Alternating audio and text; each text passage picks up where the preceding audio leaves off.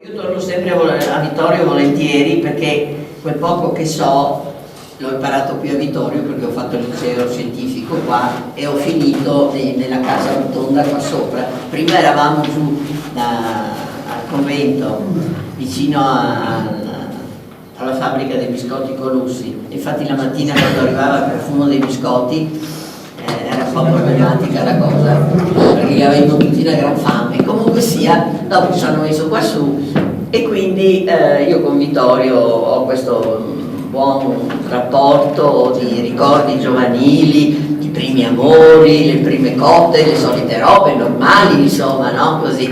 E poi il mio secondo papà, l'architetto Zanette, era di Vittorio e quindi persona, ci sono doppiamente legato.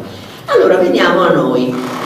Questo libro, di cui sono molto contenta e che, come ho detto, io ho soltanto curato, è nato soltanto come motivo di protesta, perché io sono una persona che si arrabbia abbastanza spesso. Cioè, nei miei anni giovanili, io mi occupo di storia della Chiesa, di devozioni, eccetera, dagli anni 70, quindi ogni chiesa apro la porta e vado dentro. Ero abituata a vedere queste nostre chiese, chiesone, chiesette, cappelle, tappezzate di ex voto, queste tavolette dipinte, che sono, non importa che siano belle artisticamente, perché non è questo lo scopo dell'ex voto, va bene? Improvvisamente, ultimamente, in queste chiese e in questi santuari non vi era più niente. Quando abbiamo presentato, abbiamo fatto il convegno a Pieve, è stato il professor Pupi, professore emerito di storia dell'arte a Venezia, si è lamentato così, non aveva niente a che vedere col contesto, ma aprendo i lavori ha detto: ah, dice, io mi lamento perché a un certo momento noi stiamo perdendo un patrimonio di arte popolare perché vendono, rubano o buttano via gli ex voto.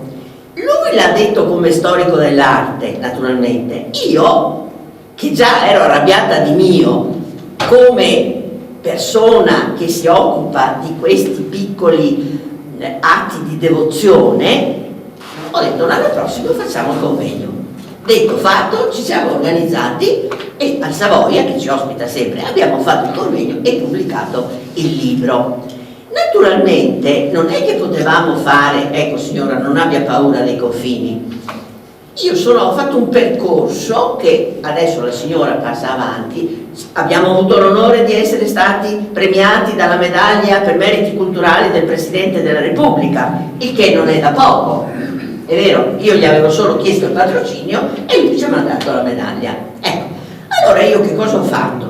Sono partita da Taranto perché, avendo insegnato 42 anni all'università, io sono la cortinese pugliese o la pugliese dolomitica, perché sono cresciuta a Cortina ma sono vissuta quasi tutta la mia vita in Puglia, dove ho fatto tutte le mie ricerche.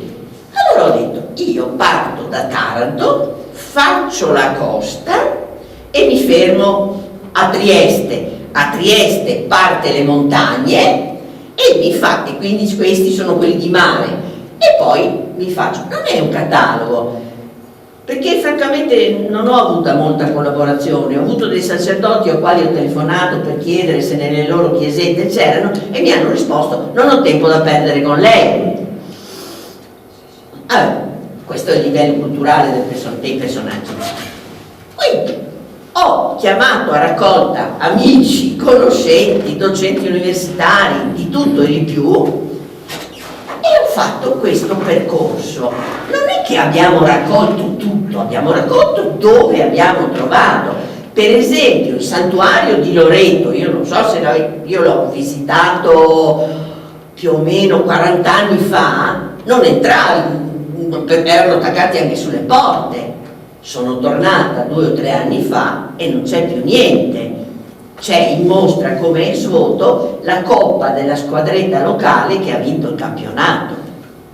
Per carità, anche quella è devozione, ma insomma, quando ho chiesto dove sono gli ex voto, le suore erano abbastanza imbarazzate.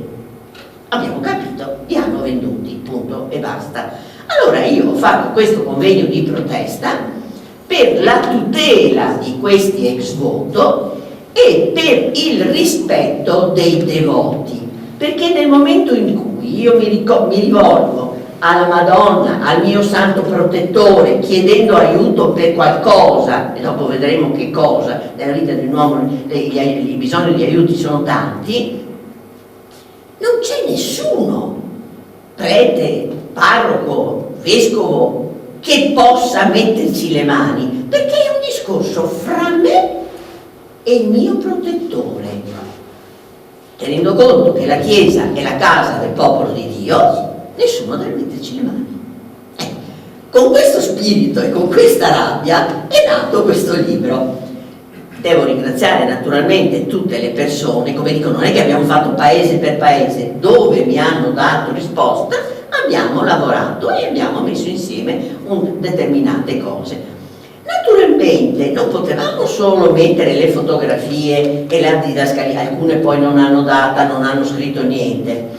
Allora abbiamo diviso il libro in due parti. La prima parte dove abbiamo le relazioni degli studiosi, e quando il libro è partito soltanto sugli ex voto cristiani. Nel momento in cui io stavo scrivendo la mia relazione, ho detto ma qua che ne manca un tocco, perché noi nel bacino del Mediterraneo abbiamo altre due grandi religioni monoteiste, no? Gli ebrei, che sono i nostri genitori, noi e poi i musulmani. Perciò per cui mi sono attaccata al telefono, ho cercato le persone adatte e mi sono fatta fare la relazione.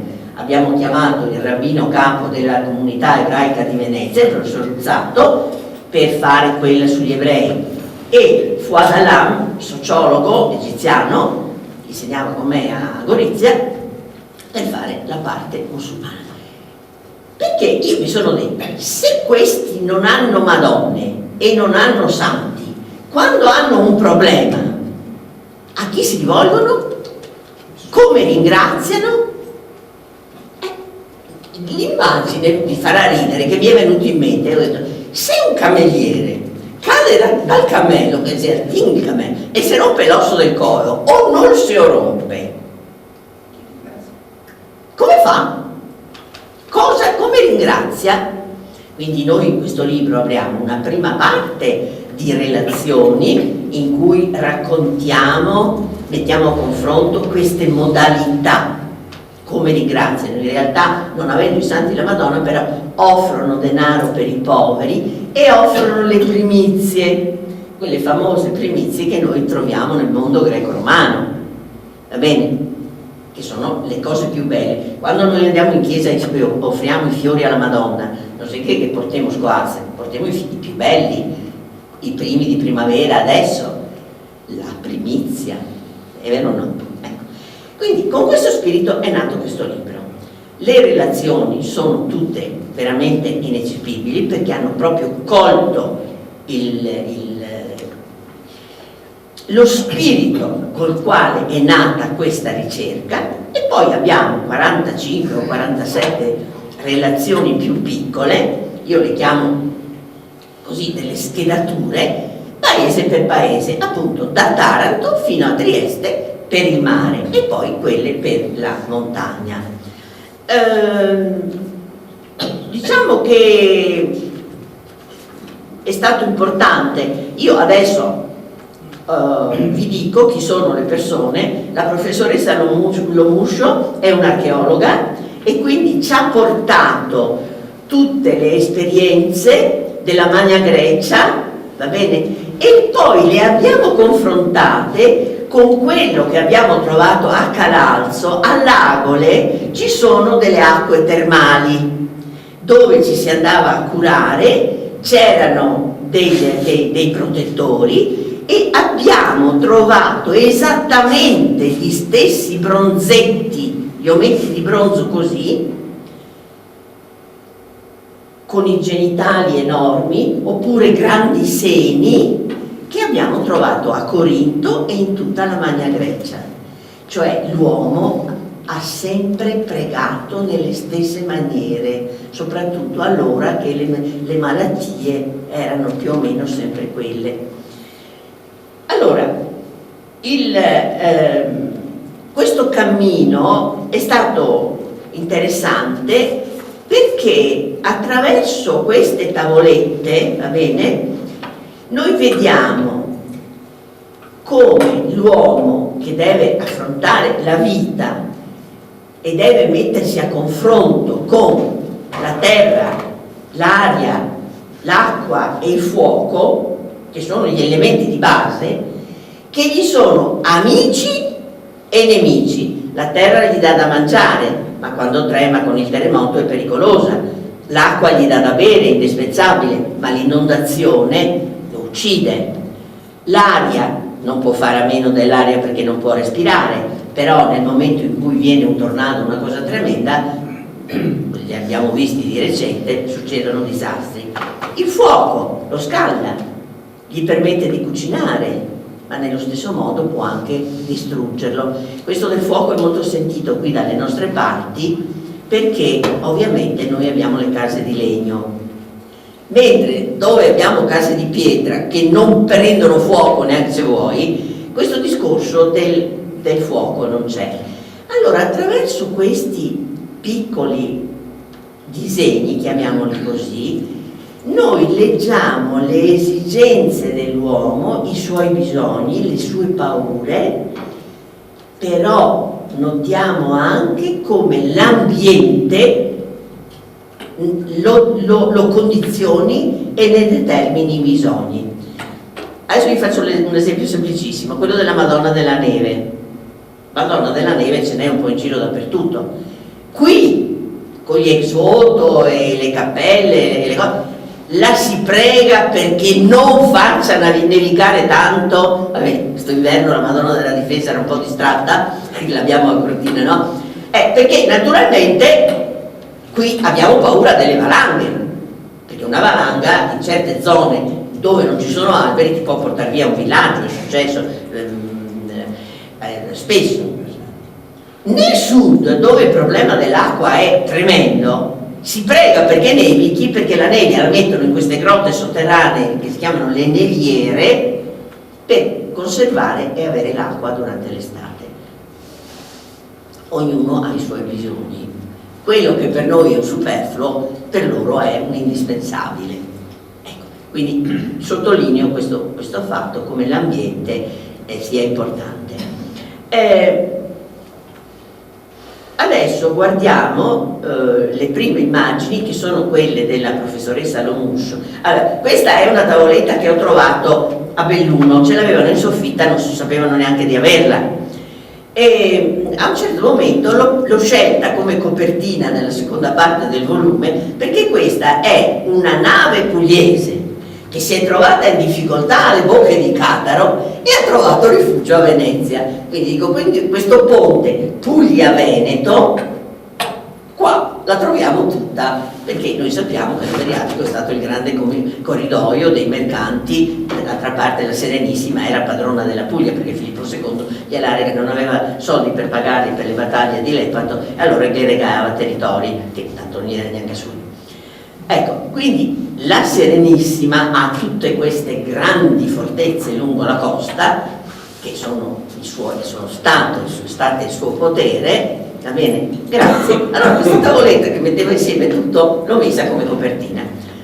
Ecco, questi sono gli ex voto che abbiamo trovato, che la dottoressa Lomuscio, l'archeologa, ha trovato e che ha fotografato esemplandoli: i seni, l'organo genitale maschile, i polmoni e l'utero, quindi tumore ai polmoni, tumore all'utero, problemi al seno. Noi sappiamo che i bambini non avevano mica il latte, quello era, o l'avevi o non l'avevi. La sifilide era una malattia dominante, e quindi anche gli organi genitali maschili e femminili. A Corinto, quando io sono andata molti anni fa, mi è venuto da ridere, perché sono entrata in un hangar e ne ho trovati migliaia. Corinto, porto di mare, dove questo tipo di malattia era molto forte, e quindi c'erano tutti questi ex voto.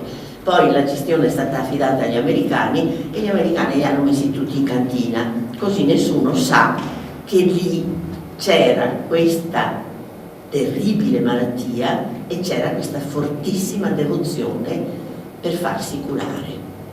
Andiamo avanti.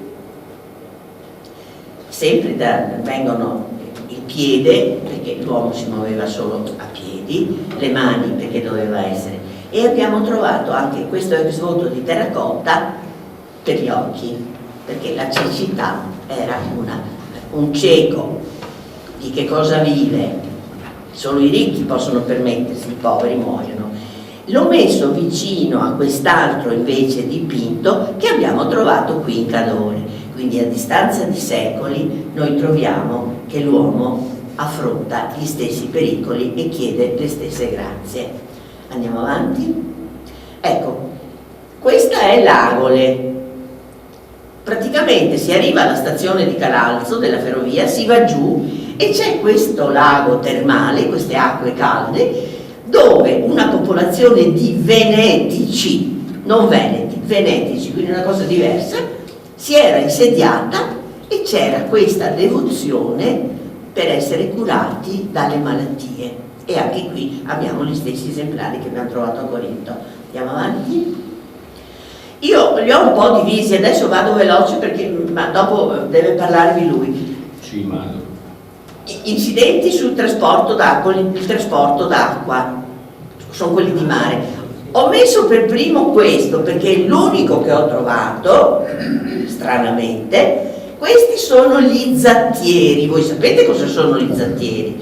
Gli zattieri sono quei menadas, quelli che mettevano il legname a termine di calore, lo legavano, facevano una specie di zatteroni e portavano tutto a Venezia per le parafitte, per le case, per le navi naturalmente, no? Si chiamavano zattieri, che viene da zattera. Qui abbiamo una zattera, un zattiere è caduto in acqua, la Madonna l'ha salvato e quindi anche qui anonimo, senza data. È l'unico che ho trovato e l'ho trovato a Lorenzago. Guardate. Andiamo avanti. Abbiamo, adesso partiamo da Taranto, che è la nostra stazione di partenza, e voi vedete Taranto c'è il patrono è San Cataldo, quindi San Cataldo assieme alle anime purganti. Molto spesso negli ex voto accanto al santo c'è anche la devozione per i morti. Molto spesso questo è legato alla confraternita dei morti o della morte o del suffragio. Ecco, vedete, questo per esempio è bello perché le onde sono dipinte bene. Andiamo avanti. Questi sono tutti caduti, qui c'è una specie di simposio perché c'è l'Immacolata, poi c'è la Madonna col bambino, sempre San Cataldo. Andiamo avanti. Andiamo avanti ancora. No, questo è bello perché questo è Napoli, perché c'è il Vesuvio, si vede il Vesuvio che fuma. Andiamo avanti ancora. Questa per esempio è una bellissima città perché è un bellissimo disegno, perché si vede Monopoli, città fortificata, costruita in cima alla scogliera, cioè siamo davanti a un aspetto naturale molto diverso e le onde sono quelle che sono ovviamente. Andiamo avanti. Ecco, di nuovo, questa è una barchetta piccola, che siamo sempre a Monopoli. Andiamo avanti. Ecco, il crocifisso non è molto presente come devozione, lo troviamo qua in Cadore perché è il famoso crocifisso della Valcalda, che hanno trovato, il famoso miracolo dei buoi che si sono inginocchiati, no? Allora l'hanno tirato fuori, hanno trovato questo bellissimo crocifisso che è ancora lì. Andiamo avanti. Ecco, questo è un mare in tempesta, è una goletta. Andiamo avanti ancora. Ecco, vedete, le mani sono diverse. Noi dobbiamo tenere presente che di questi ne avevamo di molto antichi, questi del secolo scorso, il secolo scorso per me è l'800, siccome sono nata nel 900, bisogna che vada poco quindrio, no? Ecco, nel secolo scorso, perché gli altri non ci sono più, hanno fatto la stessa fine di cui abbiamo detto. Andiamo avanti. Abbiamo gli incidenti di guerra, io li ho un po' divisi così. Questa è una nave da guerra colpita, questi sono persone, siamo al tempo della prima guerra mondiale, quindi le prime navi di ferro, le prime bombe, i primi cannoneggiamenti, cioè se noi prendiamo delle navi quando ci sono i pirati alla battaglia di Lepanto, sicuramente sta roba non era. Andiamo avanti, ecco, qui è lo stesso, e qui ci sono anche delle piccole trasformazioni. In quelle dei soldati molto spesso comincia a comparire la fotografia, cioè la persona rappresenta l'episodio dove si è salvato, ha avuto la possibilità di salvarsi, ma si mette vicino, fa vedere chi è. Io ero al Santo a Padova l'altro giorno e praticamente ex voto non ce ne sono, c'è un po' di cuori d'argento e poi sono tutte fotografie attaccate con le mollette, una cosa orribile, veramente orribile. Andiamo avanti, ecco, qui abbiamo la guerra italo-turca, la famosa guerra secondo la quale essendo poi vincitori potevamo sederci al tavolo della pace, chi moriva non aveva molta importanza. Andiamo avanti. Ecco, questo è per esempio un episodio della prima guerra mondiale, sicuramente meridionale anche se non lo sapessimo, perché la patrona è la Dolorata. Il culto della Dolorata nell'Italia meridionale è fortissimo, è fortissimo. Andiamo avanti. Ecco, vedete i marinai sorridenti vicino che si mettono la fotografia, è quello che vi dicevo prima. Andiamo. Ecco, qui abbiamo il conflitto con gli aeroplani. Abbiamo fatto un passo avanti, qui siamo nel 40 e quindi noi sappiamo che nella seconda guerra mondiale la questione aerea è stata determinante, no? Gli americani hanno vinto per quello in realtà. Andiamo avanti. Questa è Cortina d'Ampezzo. Questo l'ho trovato giù nella chiesa della Madonna della Difesa, dove una volta io da bambina che si andava tutti a Fioretto sapevo che c'erano. In soffitta abbiamo trovato soltanto questo. Siamo sicuri, quello è il becco di mezzodì. I Piper, perché non sono aerei da bombardamento, sono dei Piper, cannoneggiano una camionetta e dietro ci sono scritto "la nonna si è salvata". Io e mia mamma ci siamo trovati, sempre nel 1944, sotto un mitragliamento, perché Cortina è stata difesa essendo città ospedaliera, tutti i tetti con le bandiere della Croce Rossa, eravamo protetti dalla Croce Rossa di Ginevra, dai trattati internazionali, quindi nessuno ci ha mai bombardato. La Madonna della Difesa ci ha difeso, è stata molto attenta quella volta lì. Però il controspionaggio inglese ha saputo che su questi carri merci trasformati in letti per portare i feriti da calcio a Cortina erano state caricate delle armi. E infatti il treno non si è fermato a Cortina, ha proseguito. Pippo, che era in cima al Pomagagnon, io e mia mamma eravamo per strada, è venuto giù, ce lo siamo visto sulla testa a grandezza naturale, ha aspettato che il treno fosse nella gola stretta di fiamme dove non c'era niente, ha mitragliato tutto il treno e abbiamo avuto dei fuochi d'artificio che non vi dico. Questo è stato l'unico episodio pesante. Quindi questo l'ho messo perché è la testimonianza di un momento storico particolare. Andiamo avanti. Ecco, questo è sempre a Cortina, questa è una stampa una cappella per i caduti della prima guerra mondiale. E mi ha sempre colpito questo Cristo incoronato e sofferente che si offre a queste anime dei caduti. Questi hanno tutti la divisa austriaca perché erano impero asburgico. Andiamo avanti. Ecco, qui abbiamo ancora Udine. A Udine c'è un grosso patrimonio di ex voto militari tenuti da cane ed è un peccato mortale, questi li ha presentati Ugo Falcone. Andiamo avanti. Questa è molto triste perché questa è una trincea dove dentro è caduto un tricolore. Sembrerebbe un momento di sconfitta. E c'è un 18, è anonimo, sì, più di questo non lo sappiamo, per grazia ricevuta da Domenico Cozzi, che probabilmente si è trovato in un momento di difficoltà e ha illustrato questi reticolati, questa cosa triste. Avanti. Ancora. Ecco. Naturalmente bombardamenti, qui siamo in piena guerra, quindi la Madonna che salva le persone. Andiamo avanti ancora.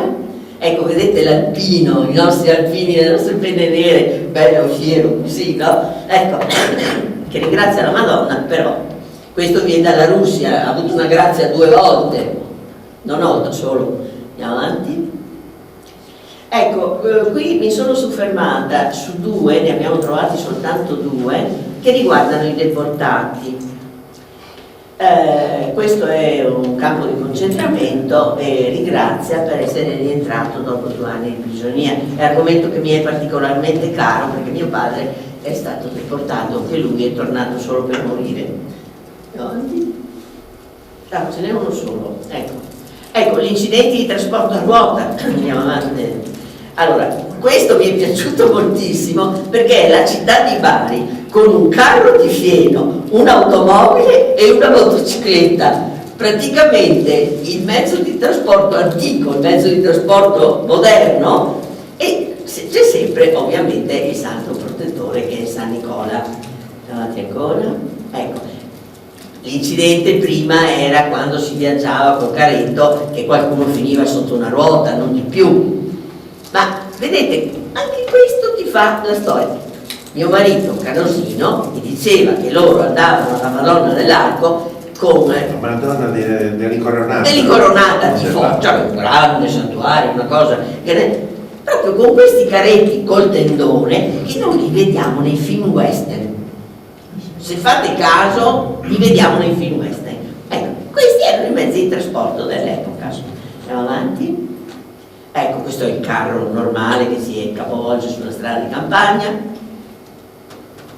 Qui siamo a Torre Maggiore, un cavallo impazzito e mette sotto, qui c'è un simposio perché c'è San Michele, la Madonna, i 2 santi francescani, l'altra Madonna di là, questa è la Madonna della Spiga. Ecco per esempio, questa è una statua stupenda a Lucera, la Madonna della Spiga, che ha in mano delle spighe di grano, tenendo conto che quello è il territorio dove da sempre si è prodotto il grano per il nostro pane, allora hanno messo tutte e 2 le Madonne.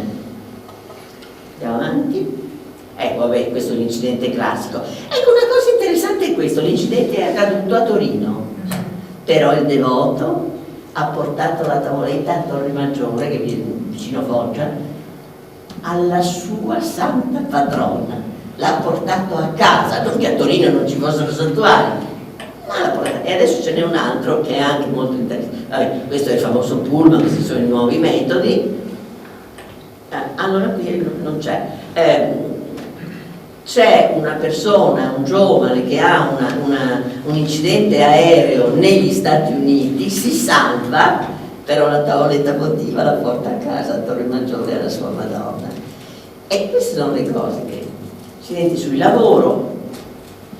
Qui questo è caduto dal muro, partiamo sempre da Taranto, qui è crollata la casa, qui siamo in una cava di pietra. Se noi avessimo di ex voto degli scarpellini nostri verso Longarone, avremmo la stessa storia. Ecco, questa è un'officina, una scintilla, andiamo avanti, questo per mettere il lampadario. Ecco, qui abbiamo un discorso diverso. È sicuro che a Torre Maggiore una struttura metallica di quel genere non esiste, va bene? Quindi questo è un operaio migrante che è venuto a lavorare da qualche parte, va bene? E a Torino in particolare, e si è salvato perché è caduto dall'impalcatura. Andiamo avanti. Questo è caduto in una fossa e San Matteo l'ha protetto. Poi c'è tutta la questione della malattia. Questi vengono in particolare da Bari. Io ho chiesto a San Nicola, perché mi ricordavo la Basilica di San Nicola che negli anni 70 gli ex voto c'erano, improvvisamente sono scomparsi tutti. Allora mi sono arrabbiata, ho alzato la voce, ho mandato una persona in soffitta di nascosto e scava qua, scava là, ha trovato questi ex voto. Mandiamoli avanti veloci. Sono brutti, diciamo così, perché sono tutti di sala operatoria, quindi recente, 71, è nato mio figlio, insomma, voglio dire, quelli, ora, tenendo conto che San Nicola è protettore dei naviganti e protettore dei viaggiatori, vuol dire che Bari non è più una città di naviganti e non è più una città di viaggiatori, però la devozione è rimasta, per nuove esigenze. Vabbè, qui abbiamo San Rocco, che sappiamo tutti è protettore contro la peste, va bene? A livello nazionale, internazionale, è in tutta Europa. Noi abbiamo fatto una carta delle confraternite, sono circa un centinaio solo in Italia di San Rocco. La cosa che ci ha colpito è che, tenendo presente che la peste moderna è l'AIDS, a Santorini c'è un bar con San Rocco e la luce accesa, è un bar frequentato da persone che probabilmente hanno questa malattia. Lui è diventato il protettore della peste moderna, e anche questo è interessante. Poi abbiamo la giustizia, le ingiustizie nella giustizia. I piemontesi, quando sono arrivati nell'Italia meridionale, sono andati giù con la mano pesante, non capivano niente.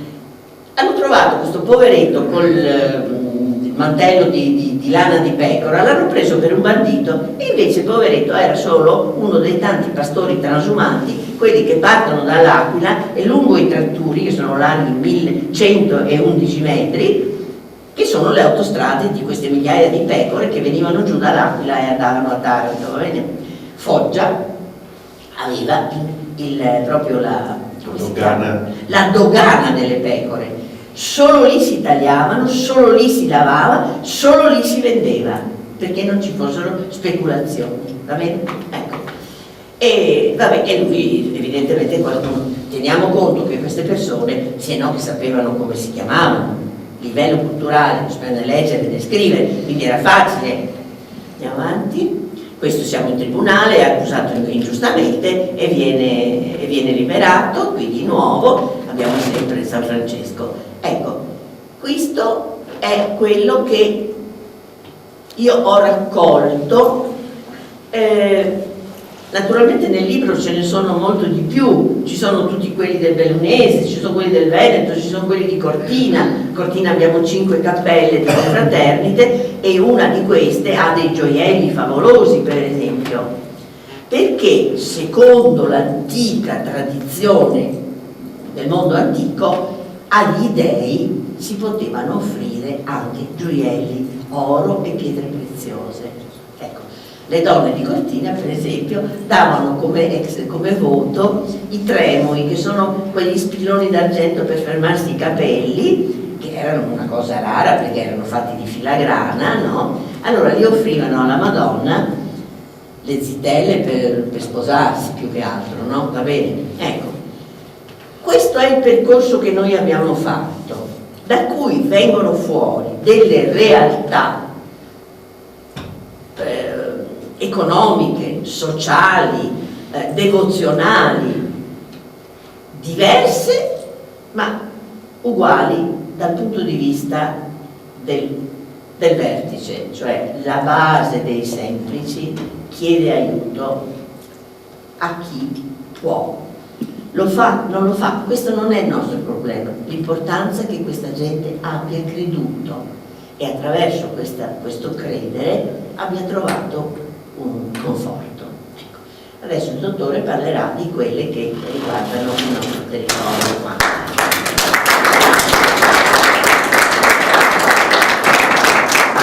Più che parlare di quelle che riguardano il nostro territorio, che sono 5 di Santa Maria di Lago, una di San Martino e Rosa di Conegliano e 3 di Motta, vi volevo raccontare un po' alcuni di questi interventi saggi che sono stati fatti, che troverete sul libro comunque.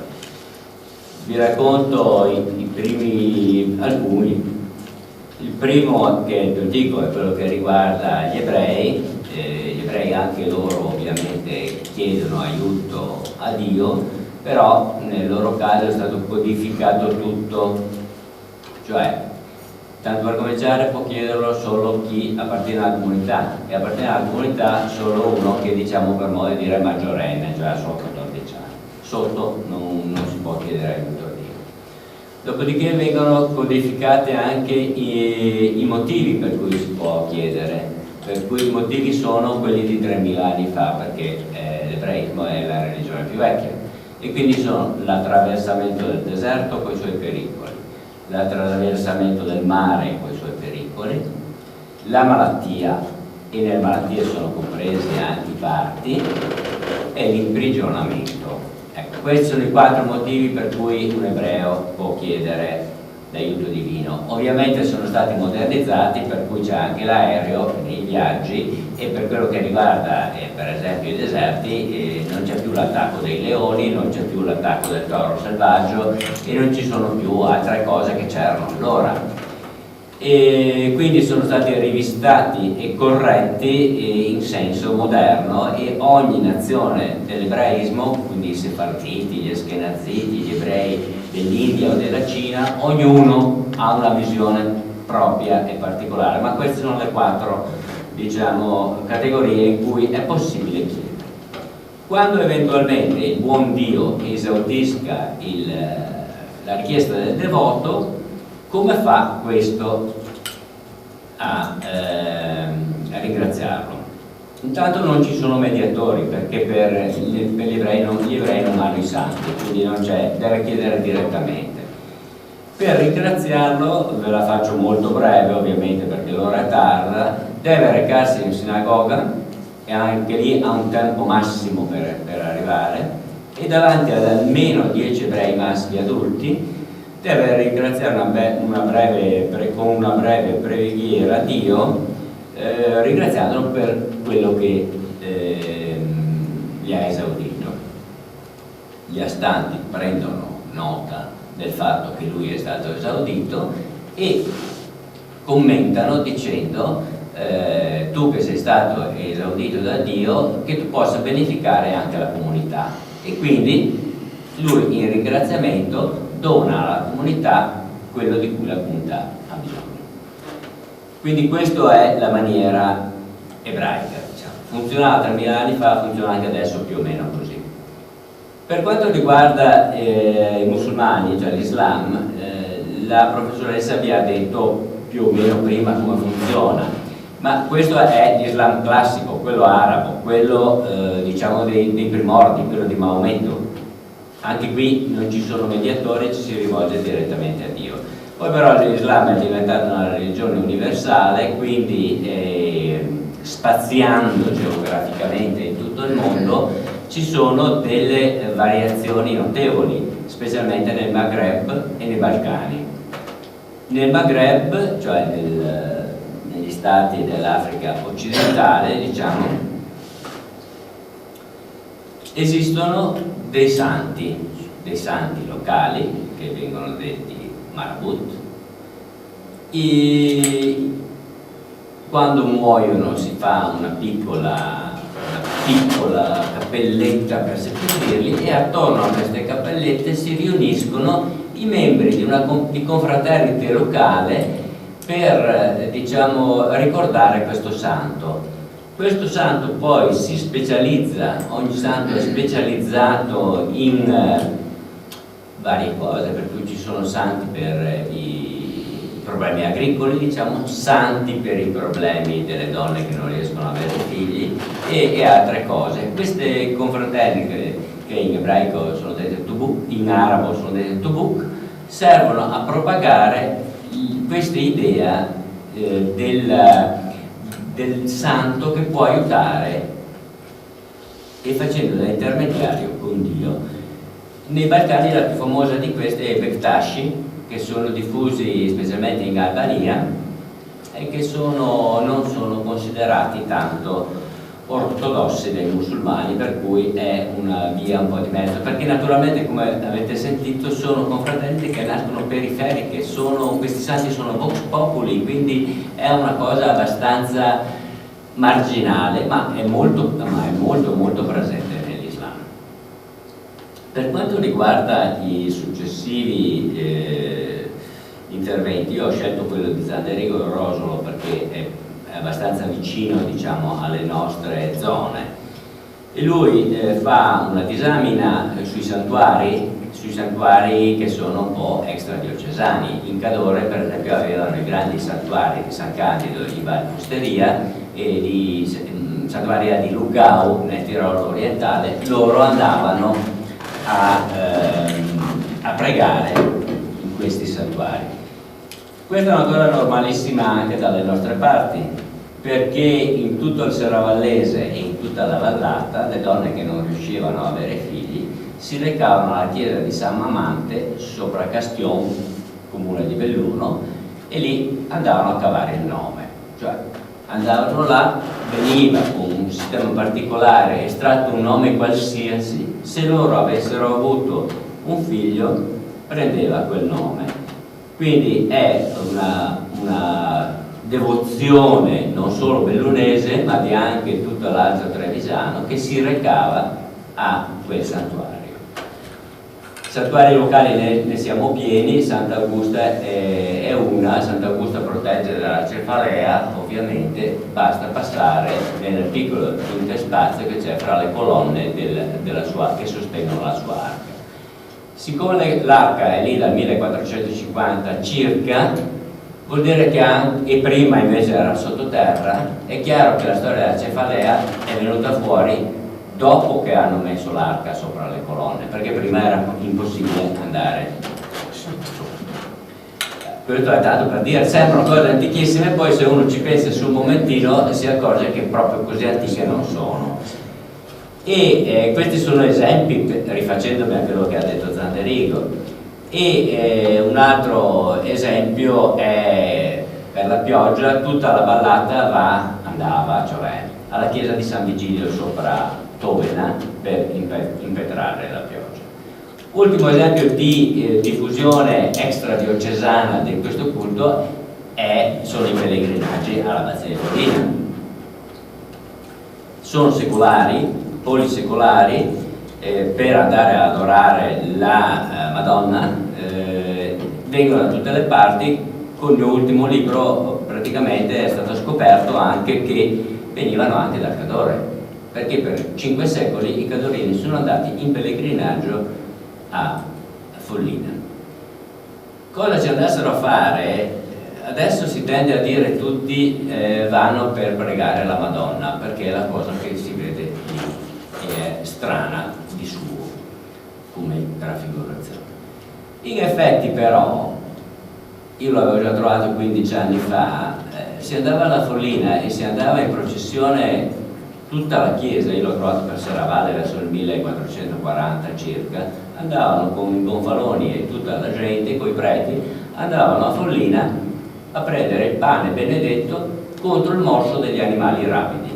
Sapete, la rabbia adesso per noi è una malattia che non c'è quasi più, però un tempo cani, lupi, volpi, pipistrelli e compagnia briscola portavano tutti la rabbia, e quindi per motivi ignoti abbiamo la Follina serviva per andare a prendere il pane contro il morso per guarire.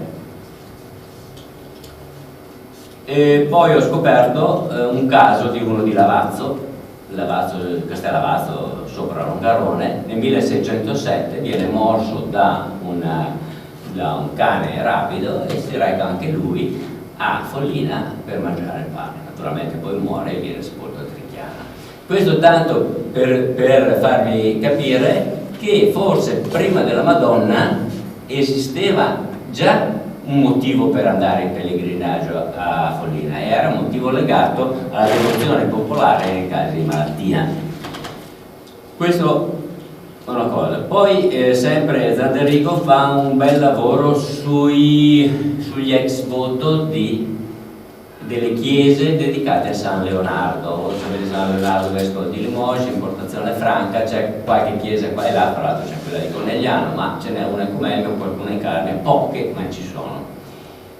In Ecumenico e anche in Carnia I devoti, che erano soddisfatti delle loro richieste, donavano alla chiesa di San Leonardo parti metalliche dei loro utensili di lavoro, quindi badili, zappe, vanghe, picconi, coltelli, asce. La parte metallica veniva donata alla chiesa di San Leonardo. Lì poi, quando raggiungeva un determinato chilo, un determinato peso, venivano fatti degli anelli di una catena, perché voi sapete che San Leonardo è patrono dei carcerati, perché ha sciolto i ceppi, diciamo così, no? Quindi con questi anelli di questa catena, che si allungava nei secoli sempre di più, veniva completamente circondata la chiesa. Cioè tutta la chiesa era legata da questa catena. È una cosa particolarissima. È stata abolita nella prima metà del Seicento perché il vicario pastorale che è andato a fare la visita ha detto: ma questa è una roba da pagani, e quindi è stata abolita. Le catene sono state tirate tutte giù, pesato il ferro, venduto come ferro, e servito per pagare la chiesa e varie altre cose. Posso fare una parentesi?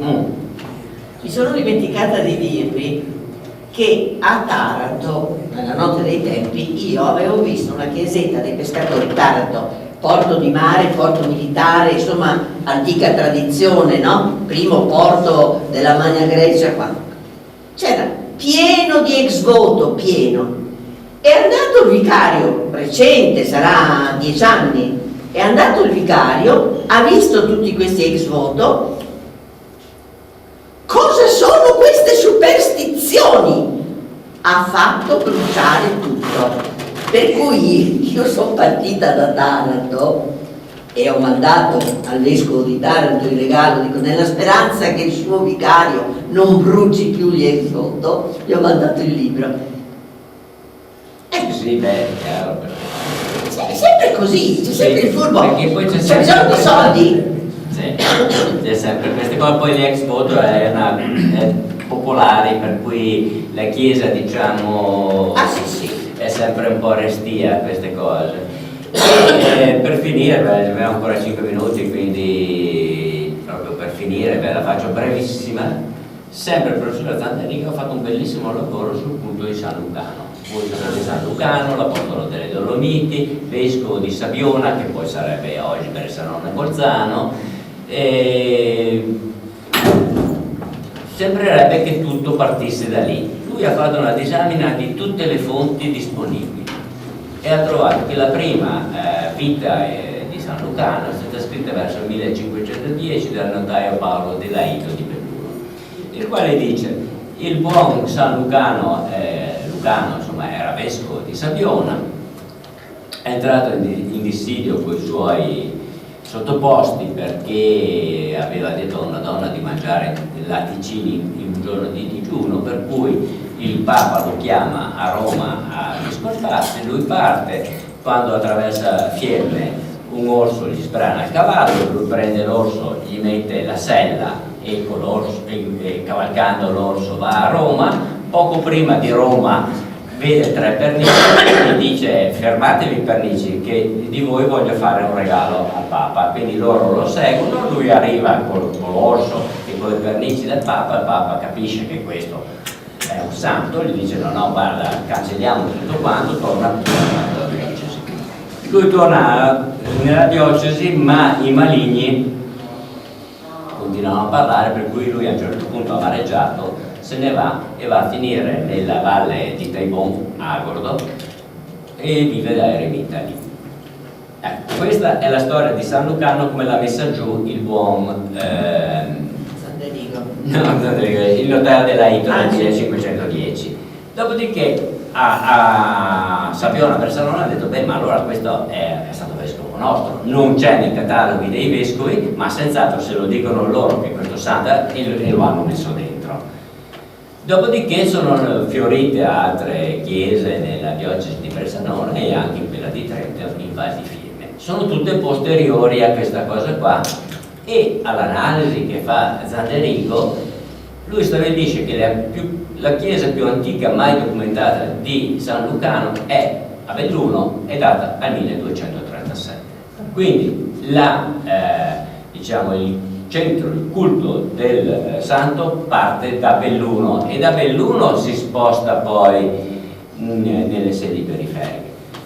Adesso è uscito il mio libro sul Cadore, io ne ho trovato una a Auronzo che esiste ancora nel 1229, ma comunque siamo sempre là. È un culto dei primissimi del 200 e si riferisce a un santo venerato in provincia di Belluno, poi sia Belluno, Agordo o il Cadore, è difficile dirlo, e che solo successivamente entra anche nella provincia di Trento e in provincia di Bolzano, tant'è vero che alle ultime revisioni, diciamo, come santo vescovo di Bressanone è stato tolto.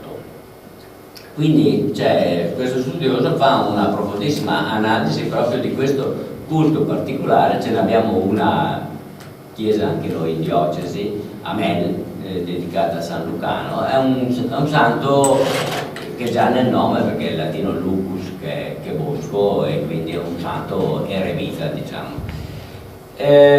Sono le 7:30 e quindi noi abbiamo, diciamo, chiuso, per non sforare che poi ci chiudono tutti dentro e bisogna aspettare domani mattina per uscire. Chi volesse divertirsi e per leggere approfondimenti e per leggere la parte visiva, che sono tutti qualche centinaio di ex voto di tavolette, che poi sono belle come fumetti, e lì c'è il volume che... Sì, sono proprio una specie di fumetti, vanno letti così, nella loro semplicità, nella loro spontaneità, che però è sempre ancorata su un uomo che vive in un ambiente che lo condiziona nel bene e nel male, con le sue paure, e che chiede aiuto, e questo va rispettato, perché ognuno di noi ha i suoi problemi e chiede aiuto come sa, come può. Quando dicono come crede come sa, come può e come gli è stato insegnato, e da queste 3 piccole cose vengono fuori anche i nostri ex voto. Grazie.